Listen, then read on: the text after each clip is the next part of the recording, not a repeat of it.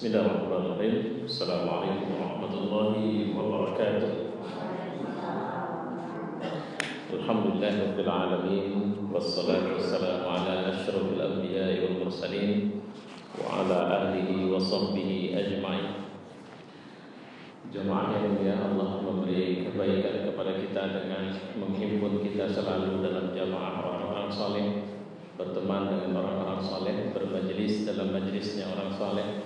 Dan mudah-mudahan Allah akan menetapkan akhirat kita juga bersama orang-orang saleh di dalam surga yang satu hari kelak. Pada kesempatan malam ini saya ingin mengajak kita untuk mendiskusikan satu topik di bawah judul besar kita, Mahabbatullah.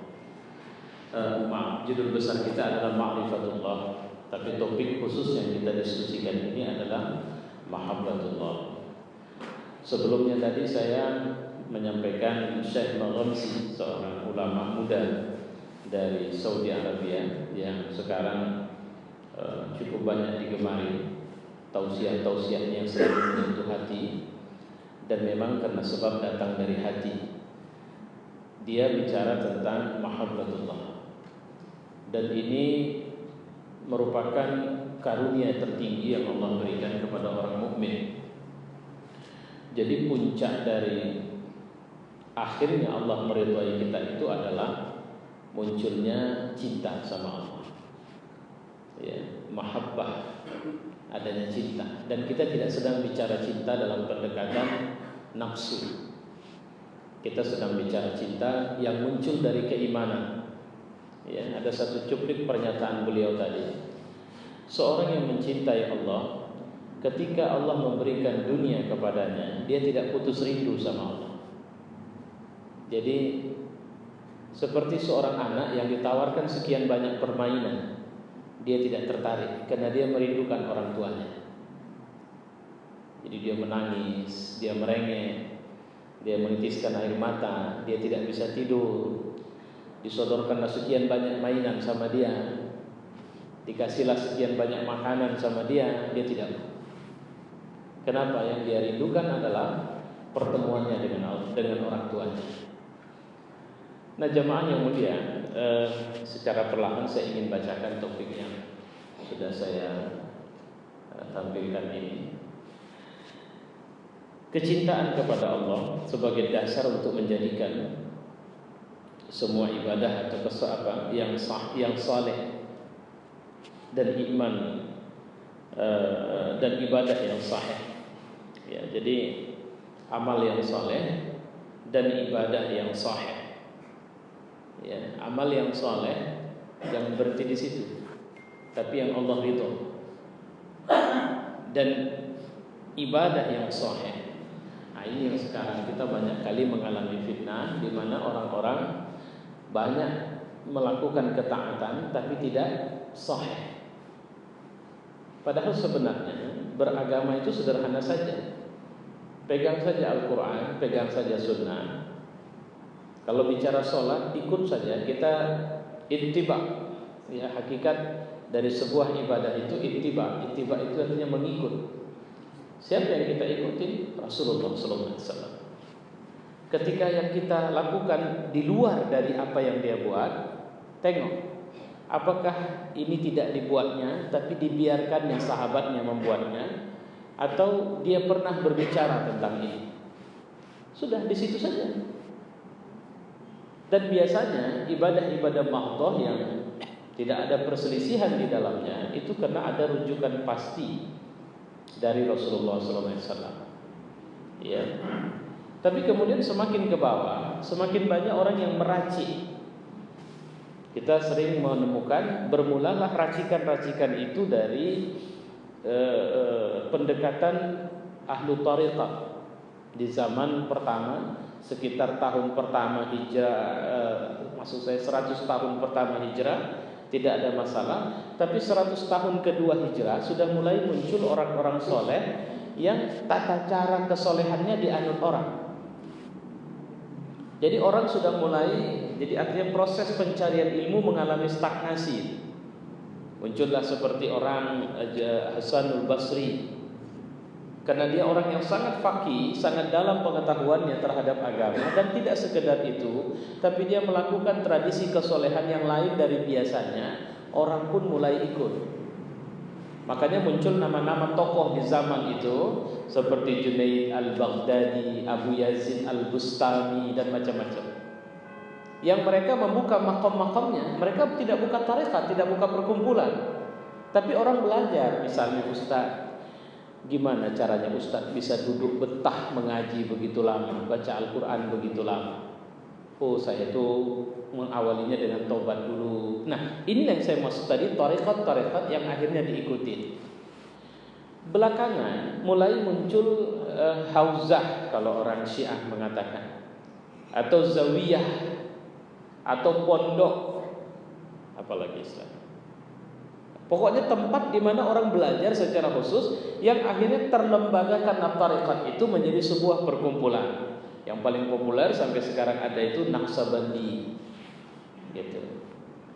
Dan ini sebenarnya tidak sepenuhnya, ya, bukan saya mengatakan, karena nanti kalau kita ngajinya secara akademis, kita akan ketemu ada yang mu'tabarah, ada yang ghairu mu'tabarah. Tapi apapun yang namanya tarekat biasanya ada syatahatnya kalau istilah saya. Ada nyelenehnya. Nyeleneh yang dimaksud ini bisa sampai salah atau tidak salah, tapi dia sudah memunculkan pikiran syubhat sama kita. Misalnya pelecehan terhadap hal-hal yang disebut dengan syariat. Jadi membagi manusia dengan pendekatan orang syariat, orang hakikat, orang ma'rifat, orang tarekat.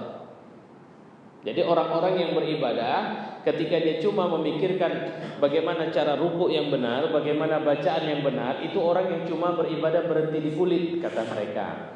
Nah, ini yang saya maksud tadi dengan istilah syatahat itu. Ya. Padahal tidaklah kedalaman ilmu, nah ini yang patut kita perhatikan.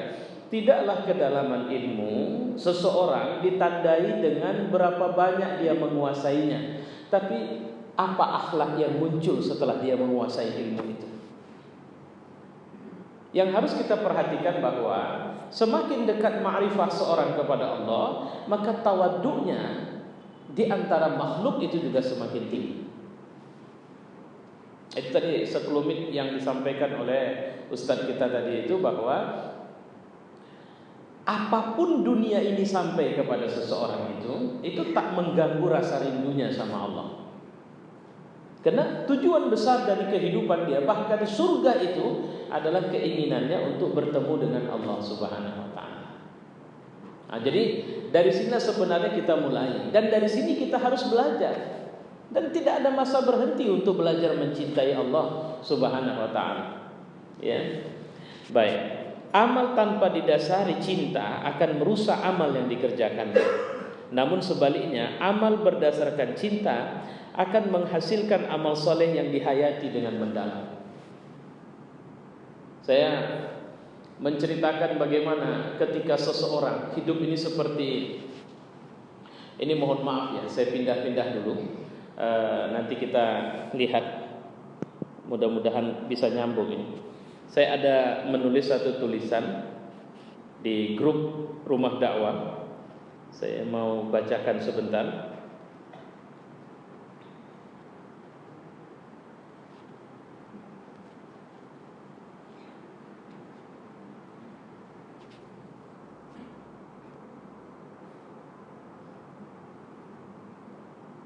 Mudah-mudahan belum jauh dia, karena sudah banyak tulisannya di sini. Ini dia. Apakah engkau menemukan namamu di sana? Ini satu judul yang saya buat beberapa kemarin mungkin. Tidakkah engkau perhatikan kisah seorang pecinta yang saat ia sudah menetapkan janji pertemuan dengan kekasihnya, maka ia mempersiapkan semua yang terbaik untuk pertemuan itu. Waktu berjalan terasa lambat. Kenikmatan makan dan minum hilang, dikalahkan oleh rasa rindu pada kekasihnya. Pernahkah kau mendengar bahwa memperbudak diri pada sang kekasih pun bukan hal yang memalukan baginya, karena cintanya pada kekasih. Sampai ketika sang kekasih memanggilnya untuk sebuah pertemuan, desiran di hatinya semakin tidak karuan. Ia melangkah seperti melayang, tapi itu pun terasa masih lambat. Hujan badai, jauhnya jarak bukanlah halangan yang merintangi. Sampai akhirnya ia bertemu dengan sang kekasih. Ia tak henti menatap kekasihnya. Semua terasa begitu indah. Walau ia hanya dapat menatap dari jauh, baginya akan sangat membahagiakan ketika ia tahu kekasihnya pun menatapnya dengan cinta. Kekuatan cinta itu memang unik. Ya, dia kekuatan yang jasad lemah tak dapat menghalangi dirinya untuk membuktikan cinta. Jika sang kekasih itu adalah Allah dan kaulah pecinta itu, pernahkah kau merasakan perasaan itu? Perasaan yang saya sebutkan di atas itu tadi. Kalaulah keinginan kita adalah pertemuan dengan Allah, apakah persiapan kita sehebat ini? Sehingga rintangan kehidupan, kesulitan-kesulitan yang kita dapatkan, sesuatu yang sering membuat kita resah, menangis dan sebagainya, itu tidak ada artinya, karena sebab kita sedang fokus pertemuan dengannya. Ya, masih banyak. Nah, ketahuilah di sini itulah yang dirasakan Hanzalah dulu. Jadi Hanzalah ini unik. Dia pernah ngaji sama Nabi. Kemudian satu hari dia datangi Abu Bakar, karena dia malu nanya langsung sama Nabi. Ya Rasulullah, ya Abu Bakar, aku ini agak aneh kurasa. Kayaknya aku ini ada penyakit munafik ini. Maksudnya, aku kalau dengar Nabi mengisi pengajian, imanku itu bertambah luar biasa. Segala bayangan-bayangan kebaikan ku lakukan. Tapi begitu aku keluar dari pengajian, semua yang ku bayangkan dalam ngaji tadi itu hilang secara perlahan. Dan tidak ada lagi kemanisan yang ku rasakan seperti waktu aku mendengarkan pengajian. Apa jawab Abu Bakar? Kayaknya sama lah kita. Ya, jadi nggak ada jawaban. Cobalah aku tanya sama Nabi aja langsung. Nabi ketika Hanzalah mengucapkan kalimat itu, apa kata Nabi? Sa'atan wa sa'atan ya Hanzalah.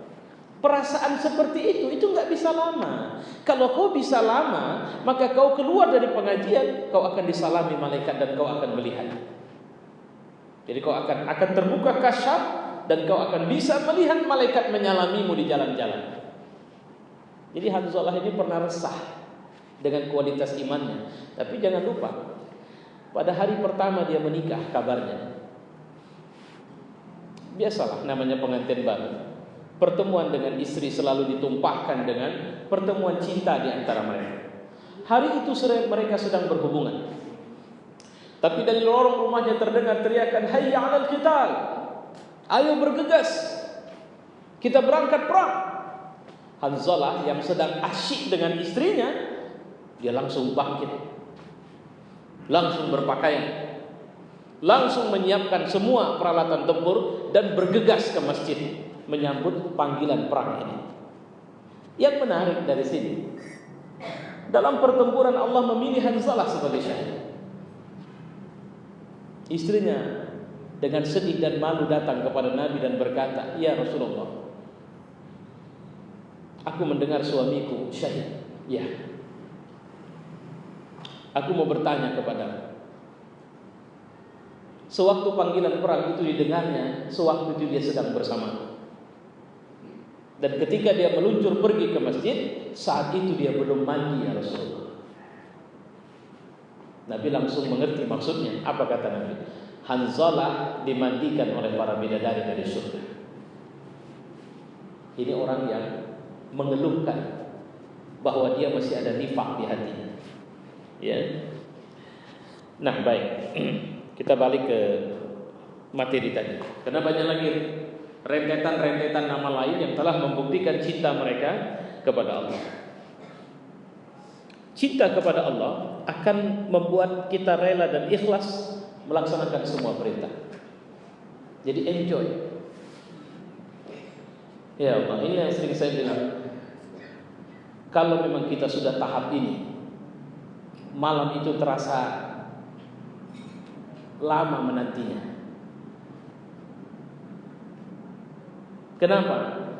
Karena kita sudah mengharapkan pertemuan khusus dengannya dalam bentuk melaksanakan salat tahajud.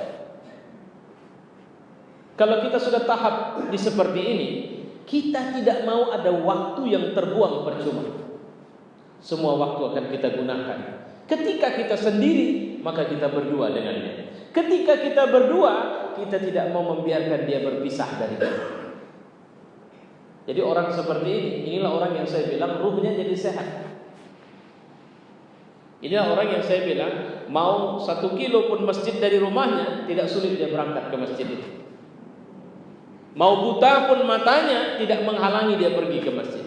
Kenapa? Karena dia sudah mengawali ibadahnya di atas lapisan cinta, bukan sekedar taat. Beda taat itu. Tadi saya pulang, anak saya saya suruh buka gerbang. Setelah buka gerbang, saya masukkan mobil ke garasi. Lantas saya bilang, tutup gerbang itu. Dia tutup gerbang, dia masuk, saya tengok lagi, ya Allah mubarak, sini dulu. Kenapa tidak tutup garasi? Apa dia jawab? Perintahkan cuma tutup gerbang. Saya bilang, itu tanda belum ada kesolehan dalam dirimu. Kesolehan itu adalah ketika kau mulai kreatif melihat kalau ada sesuatu memang itu masalah, tanpa perintah akan kau kerjakan. Tapi kalau cuma atas dasar perintah, itu namanya kau taat, nak. Nah, itu dia. Jadi taat itu karena perintah. Tapi soleh itu adalah ketika seorang kreatif dia jalan tutup pintu, tapi begitu dia jalan lantai kotor, dia ambil sampahnya. Itu orang soleh. Tapi seorang pecinta tidak hanya sekedar mengambil sampah atau menutup pintu. Dia akan melakukan sesuatu yang terus-menerus membahagiakan yang dia cinta. Makanya seorang yang mencintai Allah, dia sangat cemburu sama Allah. Sama seperti Allah cinta kali sama kita, dia cemburu sama kita. Bermaksiatlah seorang hamba, ya Allah, kesalnya Allah sama kita itu. Ya, cemburu yang dimaksud itu adalah dia tidak mau diduakan dengan yang lain. Itu yang harus kita perhatikan. Bahkan dengan cinta, jadi pertama ada ikhlas, kemudian ada ridha. Itu kalau kita pahami, cinta akan melahirkan ikhlas, atau ikhlaslah landasan yang melahirkan cinta. Tapi pasti dari cinta akan muncul ridha. Bahkan dengan cinta ada tadhiyah. Tadhiyah itu artinya apa? Sikap rela berkorban. Enggak usah ditanya. Apa yang menyebabkan ibu jual tanah, jual rumah pun enggak apa-apa asal anak itu bisa sembuh? Kalau cerita anak sakit, cinta. Ada kita tuntut? Tidak. Sakarat sudah. Yang kalau logika mengatakan peluang hidup tinggal sedikit, tapi berapapun duit kita siap keluarkan. Ya, kenapa? Cinta. Cinta itu akan membuat kita tidak menghargai atau tidak melihat apa yang kita korbankan. Kenapa kita tidak melihat apa yang kita korbankan? Karena kita fokus pada apa yang kita cintai itu. Ya. Rela mengorbankan jiwa dan harta untuk mengikuti perintah yang kita cintai. Ini uniknya cinta itu. Banyak ayat Al-Quran yang menyuruh kita berkorban. Ini nggak bisa, makanya payah orang Islam sekarang kalau disuruh bagaimana akhlak Islam tidak hidup dalam dirinya. Kita nggak bisa ujuk-ujuk mengharapkan orang bisa berubah baik, nggak bisa. Pakai ya, tutup auratmu kalau nggak bisa. Bagaimana dia merasa nyaman dulu dengan agama ini? Bagaimana dia merasa punya tempat dulu dalam agama ini? Dan kemudian bagaimana dia bisa tahu bahwa Allah membutuhkan dia dalam agama ini? Artinya apa? Perampok sekalipun Allah masih butuh dia jadi orang baik. Apalagi kita orang yang sudah berada dalam kebaikan. Makanya Allah tidak ada satu amal puncak. Di puncak itu seorang boleh berhenti. Sudah, Anda tidak usah lagi memikirkan amal yang lain. Tidak. Karena fastabiqul khairat. Setiap hari kita terus bertarung dengan diri kita sendiri. Hari ini kita bisa begitu dekatnya sama Allah, besok kita bisa kehilangan kedekatan itu kepada Allah. Maka setiap hari kita disuruh merawat diri kita. Bagaimana cara merawatnya? Gak bisa sendiri. Kita harus mengurangi pertemanan dengan orang-orang tidak benar. Gak percaya? Saya mengatakan bahwa ada efek dari kebiasaan kita hanya mengikuti yang lagho terhadap dunia, dengan kemampuan kita bisa bangun malam. Kalau tidak percaya, ayo sama-sama kita buktikan. Nanti pulang dari sini nonton TV, sinetron, film, apa, tonton sampai selesai. Itu akan terkalahkan. Itu akan menyulitkan kita bisa bangun juga. Di samping makan, senang-senang, cerita yang lagho. Bukan masalah kalau cuma capek kali, kurang tidur, itu enggak alasan itu. Kalau cuma kelelahan fisik itu tidak alasan. Tapi kalau sudah jiwa yang diganggunya, baru. Maka saya bilang coba ganggu. Habis ini Bapak pergi jalan-jalan. Duduk sana, duduk sini, cerita sana, cerita sini. Kemudian makan-makan di sana, makan-makan di sini. Nah, itu lakukan terus sampai kemudian kita habis itu geletak tidur. Nanti pada saat tidur rasakan, rencanakan bangun malam. Akan berat. Ini yang perlu saya sebentar.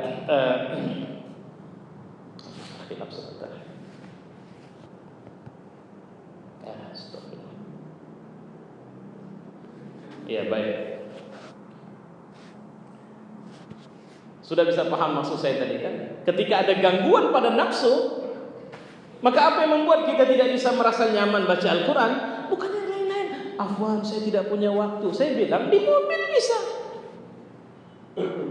di pinggir jalan nunggu angkot bisa. Kalau kita sudah mencintai, kita tidak akan peduli dengan yang lain. Itu yang harus kita garis bawahi. Ya. Bahkan Umar bin Abdul Aziz, pada saat dia sedang sibuknya mengurus pemerintahan, hari ini dia belum membaca 1 juz Quran. Dia minta waktu, saya minta waktu setengah jam. Rapat kita hentikan. Saya mau, ada kewajiban yang harus saya kerjakan. Pikir orang dia ngapain? Rupanya dia duduk nyudut membaca Al-Quran. Apa yang membuat dia bisa menghentikan rapat kabinet kalau bahasa kita? Untuk kenapa? Karena dia tahu betul dia tidak bisa harus menginjeksi dirinya dengan Al-Quran setiap hari. Nah, bagaimana kita bisa menyebut kita orang yang mencintai Allah sementara hubungan kita sama Al-Quran lemah, laporan kita sama Allah lemah, ibadah-ibadah mahdoh yang lain lemah? Bagaimana kita bisa terlibat dengan semua kegiatan dakwah ketika hitungan-hitungan kita semua hitungan ekonomi, bukan hitungan cinta kepada Allah?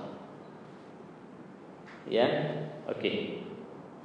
Cinta akan mempengaruhi kehidupan seseorang, baik cinta kepada Allah atau bukan.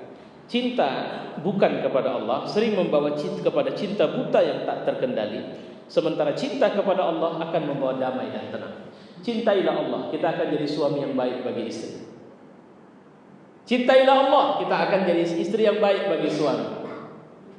Kenapa saya bilang? Karena Allah yang kita cintai tidak seperti madu atau tidak seperti istri lain yang dia tidak suka suaminya pergi ke istri pertama, kedua atau ketiga. Cintailah Allah, dia akan ajari kita jadi orang tua yang baik. Cintailah Allah, dia akan ajari kita jadi pemimpin yang baik. Tapi cintailah hartamu, cintailah kedudukanmu, cintailah popularitasmu, maka semua itu akan mengajari menjauhi orang lain dan bahkan bisa dilakukan dengan cara yang sadis. Itu yang harus. Saya agak sedih kali tadi, baru tadi saya lihat ada seorang nenek, berapa tahun umurnya itu, yang divonis 15 tahun penjara. Ya Allah. Baru tadi saya terduduk sebentar, saya bilang, ya Allah, luar biasa jahatnya kita sudah. Nenek ini ngambil jati yang dia ditanam oleh suaminya. Cuma tanah itu masuk kawasan perhutani, oke lah secara hukum. Tapi dia ambil yang ditanam suaminya dan dia mau buat untuk tempat dia ngusuk, karena dia tukang gusuk. Saya terus tulis tadi di Facebook, saya kirim ke BBM, mungkin ada yang nyampe yang BBM. Nah, tahu lagi saya apa yang mau saya. Ini dia. Ketika kita mencintai dunia, kita jadi sadis. Itu yang dilakukan oleh Bashar al-Assad di Syria sana. Ketika kita mencintai kedudukan kita, kita akan seperti orang-orang yang di Irak, orang-orang di Yaman, yang mereka tidak peduli saudaranya lagi. Mereka tidak peduli siapa-siapa, kecuali mereka lebih peduli kepada jabatan mereka. Hukum kan bisa diatur. Apa sulitnya mengatur hukum? Tuhan pun kalau bisa diatur, mereka akan paksa Tuhan untuk berhenti dari tindakan. Jangan atur republik ini. Ya. Cinta akan kepada makhluk membuat kita penasaran, berada dalam ketidakpastian, kesenangan semu. Cinta kepada benda akan hapus bila benda itu hilang. Cinta kepada Allah itu kekal. Ini uniknya mencintai Allah. Rumah kita mau, kalau orang di luar mungkin wow, wah, tapi kalau kita mencintai Allah, cinta kepada Allah tidak menyebabkan kita harus pergi ke rumah kecil atau rumah besar. Cinta kepada Allah tidak mengharuskan kita berhenti dari semua pekerjaan dunia dan menyudut di masjid, tidak. Cinta kepada Allah memaksa kita untuk harus berbuat di semua tempat. Itu yang saya bilang kan, banyak kita ini orang lemah. Kita cuma kuat tahajud, kuat baca Quran, kuat sholat duha, tapi tak kuat ketika diserahi amanah umat ini. Tumbang di sini. Kuat diserahi amanah umat, tapi tidak sekuat ketika dia diganggu. Orang mulai kritik, tak bisa dia, tak tenang. Saya ketemu orang yang begitu bagusnya mengelola amanah yang dikasih sama dia, tapi rupanya begitu ada orang kritisi sedikit saja, langsung main pecat. Yang pecat tuh ngadu di luar, saya nggak pernah tahu ceritanya. Ustaz, tolonglah dikasih tahu lah, karena begini. Saya nggak pandai untuk, saya anggap udahlah, ya Bu sabar ya, begini semua saya bilang. Sampai kemudian yang punya jabatan ini itu curhat sama saya, cerita cuma satu, saya tak bisa kalau saya dikritik-kritik langsung naik spanding saya. Nah, kalau bahasa orang Medan itulah saya pikir, ya Allah, rupanya ini titik lemah. Jadi kita tidak kuat-kuat, kita ini kan belum terujinya ini. Kita cuma dari rumah ke masjid, kemudian ikut ngaji, terus berhayal pahalanya banyak, baca Quran, terus membayangkan pahalanya rame. Sholat tahajud, terus bayangkan wajah kita bercahaya karena itu.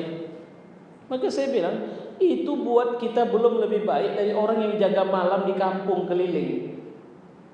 Kalau cuma sekedar tahajud, yang jaga malam keliling kampung itu dia tidak tahajud, tapi satu kampung aman kalau dia kerja. Sementara kita nangis-nangis habis-habisan, tumpah sekian baskom air mata, cuma ngeratapi diri kita sendiri. Makanya Nabi pernah pegang, diceritakan dalam satu riwayat, tangan orang yang tidak pernah membawa yang haram ke rumahnya. Dan Nabi mengatakan, ini tangan penghuni surga. Yuk kita agak tenang dulu, kita bicara, berat enggak untuk tidak bawa yang haram ke rumah sekarang? Berat ibu, bapak. Apapun pekerjaan, mau ustadz sekalipun, berat untuk tidak bawa yang. Maka Nabi hargakan itu. Orang yang keluar rumahnya, dia mencari maisha hidupnya, dia cari sumber untuk anaknya, untuk istrinya, dan mengharamkan yang haram dibawa pulang ke rumah, itu tangan penghuni surga itu. Kenapa? Ya kita yang kerja-kerja ini tahu lah itu. Ya. Kata Nabi, di akhir zaman itu orang nanti payah kali dapat yang halal saja. Karena kalaupun tidak langsung, asap riba itu dia kena, kata Nabi. Itu riba, belum lagi yang lain-lain. Ya, ini belakangan saya diajak orang, mohon maaf saya, mengelola sebuah travel umroh dia. Saya lihat, mari syarat apa semua saya perhatikan. Kedua, kalaupun saya ikut, saya cuma berurusan bimbing orang di sana. Saya nggak mau orang pulang lebih buruk dari sebelum dia berangkat. Saya mau dia ilmu lebih bagus, ibadah lebih oke, ruh lebih mantap. Kalau kalian mau, jangan ganggu saya ngurusin itunya. Oke, saya ikut. Dan kedua, saya mau kalian jangan ngakal-ngakali orang di sini. Karena penyakitnya diakal-akalin. Umroh 15 juta Pak, mau Pak? 10 juta pun bisa, insyaallah. Gimana caranya? Duitnya mari sekarang. Umrohnya nanti 2018 atau jelang-jelang kiamat lah, insyaallah. Kalau itu bisa gratis lah. Ya. Makanya saya bilang, kita berpikirlah bahwa semua ini akan dipertanggungjawabkan kepada Allah. Dan akan sangat sedih sekali kalau ada yang kita dapat dari Allah tidak termanfaatkan untuk akhirat, cuma untuk dunia saja. Itu yang membuat Ibrahim alaihissalam tidak bisa tidur dia kalau masih ada makanan sisa di rumah. Cari orang miskin, antar ini. Mungkin ada yang belum makan malam ini. Itu tipikal Nabi Ibrahim. Nabi Muhammad begitu juga, tak tenang dia. Ada titipan orang untuk kuserahkan sama orang miskin, ya Aisyah, coba kau bagi, aku tidak mau kematian datang, itu masih ada sebab. Ya Allah, kalau kita amanah orang kayak punya kita sekarang, coba bayangkan itu. Ya, ini kehilangan cinta. Cinta kepada benda akan hapus. Nah, manakala cinta kepada Allah akan membawa ketentraman. Kita dibolehkan cinta kepada manusia atau benda asalkan dibawa derajat cinta kepada Allah. Umar pernah datang kepada Nabi, ya Rasulullah, aku mencintaimu setelah diriku. Belum cukup Umar. Jadi bagaimana kau cintai aku lebih dari dirimu? Apa kisah yang saya ada baca nggak? Kisah yang saya masukkan di WhatsApp juga tentang sahabat, kisah berseri belum tuntas itu, 2 seri baru saya kirim. Masya Allah. Ada seorang sahabat yang diangkat Umar jadi gubernur di Homs. Dia berkuasa untuk Syams hari ini. Dia orangnya sangat bersahaja. Penyakitnya jadi gubernur, 1 bulan mesti ada sehari tak masuk kantor. Malam tak bisa dijumpai. Ini hebat di gubernur. Malam tak boleh orang lagi ketemu dia. Sering pingsan. Tiba-tiba nanti pingsan, nggak tahu sebab pingsan, kata orang waktu melapor sama Umar. Ya. Lantas ditanyakan kepada dia apa sebabnya? Apa jawab dia? Kalau sebulan sekali aku tak bisa masuk kantor, itu karena bajuku cuma 2. Itu tiap hari aku pakai gantian. Akhir bulan itu ku cuci, aku nggak punya mesin cuci sendiri. Jadi waktu aku nyuci, yang kotor itu ku pakai, ku jemur, kering, gantian. Itu ku pakai, ini ku cuci. Setelah kering nanti baru aku bisa jumpain rakyat. Kalau malam, aku memang gimana lah, 1 harian aku untuk rakyat. Bagaimana? Waktu aku ngelapor sama Allah, ya aku kan juga perlu mikirkan nasibku. Jangan gara-gara aku mikirin rakyat aku masuk neraka nanti. Aku kan harus buat laporan sama Allah. Terus kenapa kau sering pingsan? Nah itulah. Aku sering pingsan itu karena sering dulu saya khilaf siapa yang dia sebut. Ada seorang sahabat yang ketangkap oleh orang Quraisy. Lantas dia disiksa oleh mereka. Ditawarkan oleh orang Quraisy itu, bagaimana jika kau digantikan oleh Muhammad? Artinya Muhammad kami siksa di sini, kau pulang ke rumah. Dalam sebuah riwayat dikatakan, jangankan menggantikan, kau cucuk saja duri ke kaki Muhammad, ku tebas leher. Itu bahasa cinta. Aku kalau teringat itu aku pingsan. Kenapa? Karena aku waktu itu masih berada di rombongan orang kafir yang menyaksikan cerita ini. Dan kalau saja Allah tidak mengampuniku, itu yang buat dia mau pingsan dan selalu pingsan. Aku tak tahu. Jadi kalau aku teringat itu, aku membayangkan, ya Allah, betapa jahatnya aku waktu itu. Ya, aku membiarkan seorang mukmin disiksa di depan mataku dan aku ikut menikmati itu. Umar senang kan? 2 kali kasih Umar duit 1.000 dinar. 1.000 dinar itu hitungan sekarang miliaran itu. Kasih, nih cash, udah pakai untuk kebutuhan. Pada kali pertama menerima duit 1.000 dinar itu, istrinya bilang, mantap lah bang, udah lama kita gak bisa makan enak, ini dapat duit banyak, kita beli daging ini apa semua. Dia diam saja. Nah kita beli beras untuk kebutuhan sebulan, nanti selebihnya kita simpan. Apa jawabnya? Mau gak kau kalau duit ini kita bisniskan? Maksudnya apa? Ya, beras kita, semua kebutuhan hidup kita itu nanti akan disuplai oleh teman bisnis saya itu. Oh cocok lah bang, duit kita nggak hilang. Ya lebih mantap lah itu bang, kata si istri. Duit nggak hilang, terus tiap bulan kita dapat suplai makanan. Ini gubernur yang ngomong loh. Ya, oh ya, oke. Pergi dia ke pasar, belikan dia beras semuanya, kasihnya anak yatim, kasihnya orang susah, habis. Istrinya nanya, mana bang? Udah dibisniskan. Hari kemudian tanya, tak bilanglah sama teman bisnis abang itu, beras kita udah habis. Kalau bahasa kita, diam saja. Sampai terakhir dia tidak bisa ngomong sama istrinya. Saudara istrinya disuruhnya ngomong bahwa kau tahu siapa teman bisnis suamimu? Allah. Dia berinfak di jalan Allah. Nangis istrinya. Pada saat Umar berkunjung ke Homs, dia kasih lagi 1.000 dinar. Saat itu istrinya bilang apa? Segala puji bagi Allah yang telah membuat kami tidak perlu lagi dengan duit ini. Umar heran, kenapa? Enggak, kami sudah biasa hidup pas-pasan. Jadi izin enggak kalau duit ini kami bisniskan lagi? Nah itu bahasa dia itu. Jadi duit ini kami bisniskan. Jadi enggak ada duit pre sama dia, semua dibisniskan di jalan Allah. Apa yang membuat dia seperti itu? Cinta. Loh, siapa bilang dia tidak mau duitnya? Kalau bisa kita harus punya duit lebih banyak. Kenapa? Karena banyak orang-orang muslim kena lemahnya ekonominya, dia hancurkan agamanya. Kita harus jaga mereka dengan duit yang kita punya. Banyak mereka maksiat karena mereka tidak dekat sama Allah, karena mereka tidak punya duit. Kampung-kampung itu masih banyak. Kalau tadi siang terus terang saya harus sekali ketika bilang, sekarang ini terdetak saya. Ya Allah, sekarang sudah habis. Ada bukan 1-2, tapi banyak kampung ulama sudah tidak ada. Kalau ulama sudah tidak ada, siapa yang jaga umat?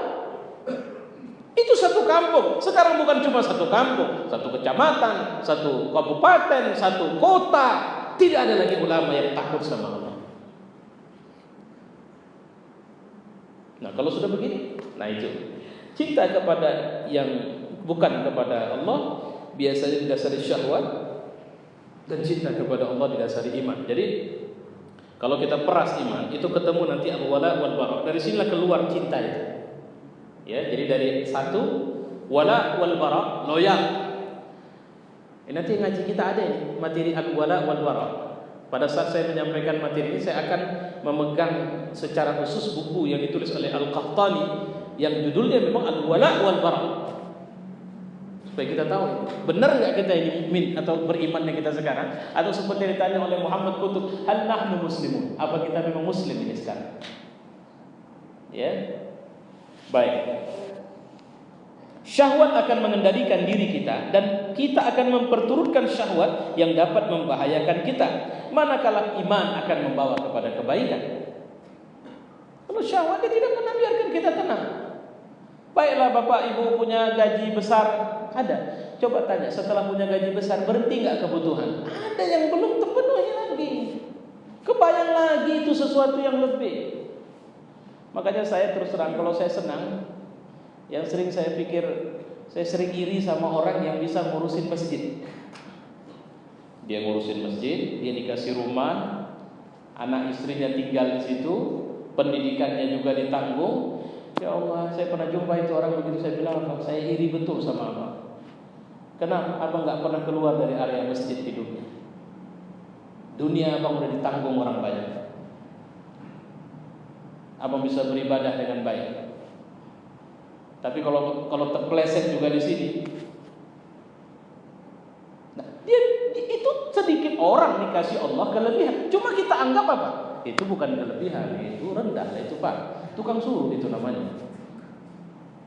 Ya. Padahal intinya kedudukan kita mau setinggi apapun, mau presiden sekalipun, nggak ada urusan sama Allah. Mati sama dengan matinya rakyat biasa. Usah merasa hebat di sini. Nah, bagaimana kita bisa merasa dan masuk kepada ahlinya Allah? Kita harus mendaftar dalam daftar mencinta kepada-Nya. Dan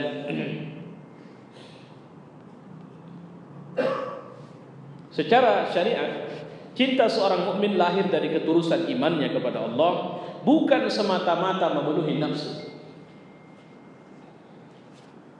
Jadi kualitas cinta nggak bisa dikarang-karang, nggak bisa dibuat-buat itu. Sama seperti kita menangis berdoa kepada Allah, itu nggak bisa main drama. Ya Allah ya, nggak bisa. Dia memang harus datang dari dalam. Dari dalam itu juga harus dari hati yang bersih. Nggak bisa asal bicara itu. Itu yang harus kita paham itu. Sama kayak ibu, gak pernahnya ibu ngomong, gak pandai. Aku gak tahu Ustaz, SR pun gak tamatnya aku. Cuma ternyata anak ini durhaka sama Allah. Kita bicara sampai dengan titisan air mata. Coba bayangkan, apa yang bicara itu? Hati. Gak tahu mak mau buat apa lagi nak, tapi mak gak mau kau itu jahat. Tengok di luar sana udah begitu, janganlah kau berkawan. Kan sama ini bahasanya mirip. Makanya anishkurli wali walidayya, bersyukurlah kepadaku dan kepada kedua orang tuamu. Karena mulut mereka bicara sama seperti Allah nasihatin. Jangan berkawan sama si anu ya, jangan buat ini ya, jangan buat itu ya, jangan lakukan ini ya. Bukankah itu bahasa yang harusnya keluar dari mulut orang tua? Ulama bahasa yang keluar dari mulutnya apa? Al-Quran, hadis. Kemarin Ustaz Azami waktu beliau hadir di Medan ada satu quote dia yang saya tulis. Ya, seorang yang kalau dia banyak bicara dari akalnya itu lebih disebut sebagai pengamat atau komentator bahasanya. Karena seorang ulama dia bicara dari Al-Quran, keluar dari mulutnya adalah Al-Quran, keluar dari mulutnya adalah hadis. Kalau sekarang, makanya harus banyak-banyak kita syahwatul kalam, keinginan bicara yang tidak perlu, ya, yang membuat kita jauh dari Allah. Cinta kepada Allah dan Rasulnya mesti diiringi nilai Islam yang benar. Jadi dia datang dari Islam, dari iman. Kedua, dia harus diiringi dengan nilai Islam yang benar. Apa Islam yang benar yang dimaksud? Ya mudah-mudahan kalau kemarin ada cetusan dari Pak Haslan, kita panggil aja. Ya, sehingga kita bisa punya ngaji tafsir. Kalau saya bayang-bayang tak bisa sebulan sekali, adanya malam Sabtu kelima. Jadi 2 bulanan. Ya, artinya kita belajar tafsir. Tematik, kita kasih tema. Ustaz, tolong bahas masalah ini sama kami. Dan tolong siapkan bahan. Kami mau mengaji serius tentang apa yang bisa kita lakukan terhadap umat ini dari Al-Quran. Ya. Kesalahan dalam mencintai Rasul akan membawa kepada taklid yang membabi buta dan figuritas yang berlebihan, bahkan cenderung Rasul jadi Tuhan baru. Kasih sayang sebagai wujud cinta juga perlu ditunjukkan kepada sesama muslim. Hal ini sesuai dengan perintah Allah. Jadi yang dimaksud Tuhan baru ini, dia buta. Buta yang dimaksud di sini tak bisa lagi dibilangi. Yang ketengoknya baju aja yang dianggapnya itu sunnah. Nah, misalnya begitu.